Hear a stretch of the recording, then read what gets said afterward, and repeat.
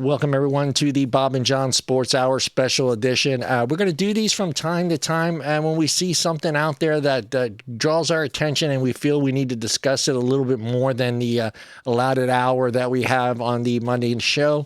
And today, what is today's subject? Today's subject is this dude right here, Deebo Samuels, and the contract negotiations between himself and the 49ers. Or I should actually say the lack of conversation between Deebo and the 49ers. This is weird. This is weird for me. Growing up, watching football in the 70s and 80s and 90s, seeing the role reversed on the 49ers. Usually it was the 49ers getting rid of you. When you reached that plateau, that peak, and if they saw a slight decrease in your talent or your performance, that's when the Niners said, hey, let's get rid of you and hope to God they got some value back for you. And the Niners have done that for many, many years. And, I mean, the list goes on. Montana, Rice, Ronnie Lott, Steve Young. It goes on and on and on. And, yeah, it's just weird to see the roles reversed now. And the player telling the 49ers he doesn't want to be there. I mean, think about it. When's the last time you heard a 49er say he doesn't want to be there? Well, there's a couple there. There was a couple there in the late 90s and early 2000s that kind of wanted to step away from that franchise. But yes, again, they were troublemakers. They were also trouble. I'm not going to mention any names, but everybody knows who I'm talking about. Terrell Owens. But sorry. But Deebo isn't that guy, or maybe he is. I don't know. He's only a third-year player. Really haven't paid that much attention to him other than this year because he put up these great numbers. So I don't know if somebody was whispering in his ear to move on and leave, which is just odd. It is just weird. He does share an agent with A.J. Brown, who's also in his last year of his contract, and he's also negotiating a new deal, and that is Troy Danny. He is the agent for both of those guys, and he's working both deals there. A couple things to keep in mind as far as the 49ers side of it. The 49ers are $5.6 million over the cap right now as of today, so that makes things a little more difficult for the 49ers as far as how and what kind of contract they could put together for Deebo in the first place. Again, they have Jimmy G that's there, and I mean he's $23 million. Is he going to stick around? I mean, there's so many issues on that team right now, and I mean, does Jimmy G sit around at $23 million and be a backup quarterback in the NFL? A backup quarterback in the NFL making $23 million. I don't know. I mean, it just doesn't seem like the same type of front office individuals that had ran the 49ers for many, many successful years in the 80s and 90s. This doesn't sound, to me, I look at these headlines coming out of San Francisco, and it's just like, who the hell is running this team? Because there's some big mistakes there. So again, what do they do? They're already $5.5 million, over $5.5 million over the cap. They got Jimmy G sitting on the bench for $23 million a year. I mean, it is so many things that can it's just mind boggling. All right, let's break down Deebo. We already know who his agent is as Tony Danny, and we also realize that the 49ers are $5.6 million over the salary cap. So let's break down Deebo. What is Deebo bringing to the game? Deebo was the second-round pick by the 49ers, which means he does not have that fifth-year option that you get as a first-round pick. So it's kind of an advantage for Deebo and a disadvantage for the 49ers. And, when you're the first-round pick, let's be honest, the money difference between a first-round pick and a second-round pick is huge. But the fifth year sometimes hurts the first-round draft pick. Let's be honest there. Samuels is the 34th highest-paid wide receiver in the NFL. And do deserving. I mean, he is in his third year. It's a rookie contract deal that he has with the 49ers. So, yeah, he's right in that area where, a third-year player in the NFL is supposed to be as a wide receiver.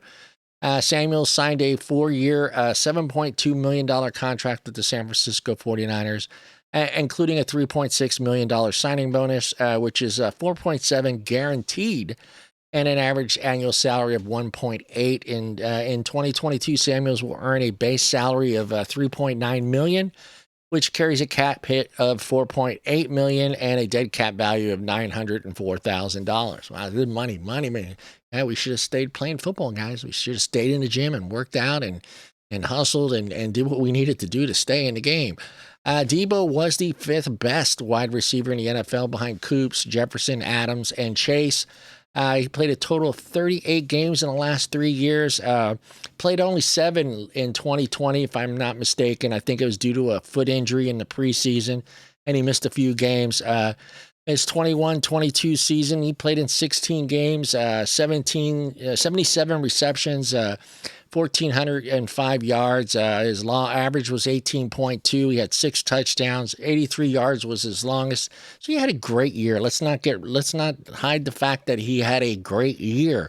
But then again, he is the number one. He's the number one go-to on that 49er team. So you're going to expect him to have those types of numbers, which is something he better consider when getting traded to other teams where he may not be the number one. And then I just don't want to hear this. I'm not getting enough fucking touches, because I can't take another NFL player crying about not getting enough touches. And hopefully he's not one of those guys, but something he's going to have to consider, which is pretty much out of his hands now because he does not have a no trade clause in his contract. So he's going to go wherever the 49ers get the best deal. And let's talk about that. The teams right now that are contenders, whatever you want to call it, that are potentially interested in Deebo Samuels is the Saints, the Chiefs, the Jets, the Packers, and the Cowboys. Those are the 5 teams that everybody's been seeing in the news talking about Deebo Samuels. And let's break it down. The Saints have 2 first-round picks this year in the draft, which is 16 and 22. There are 19 million in cap space.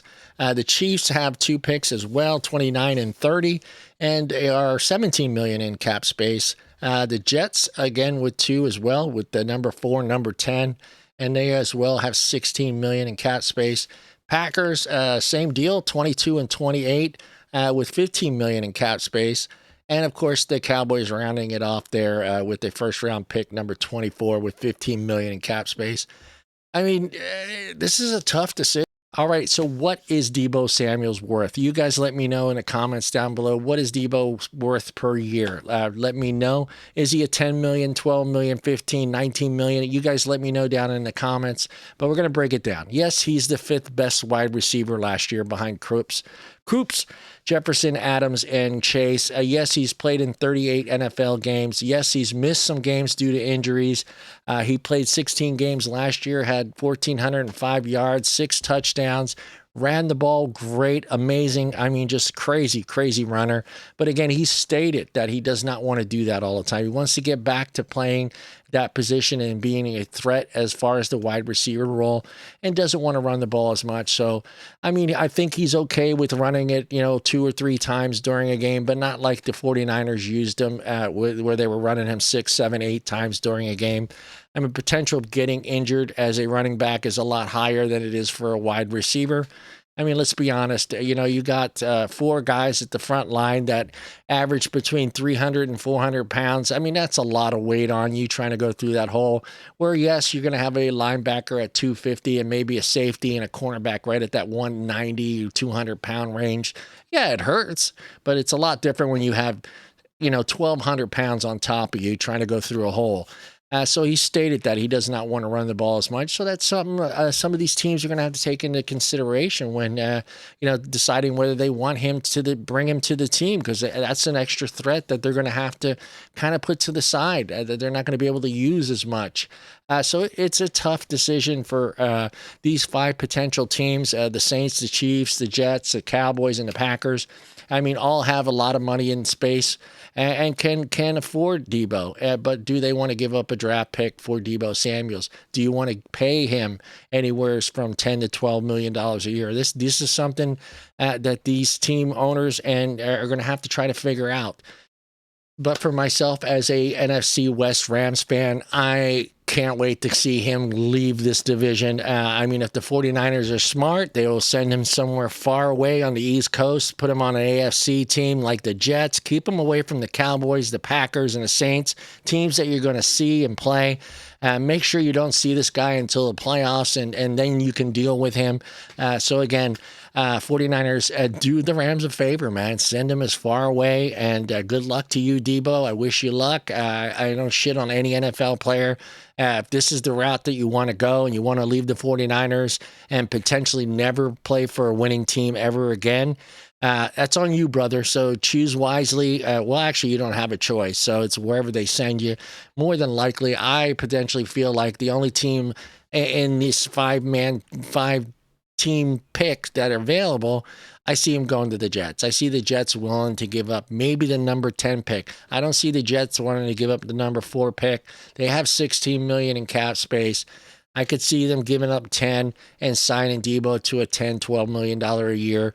And he may potentially be the number 1 there. I don't know. But good luck to you, buddy. I wish you all the luck in the world.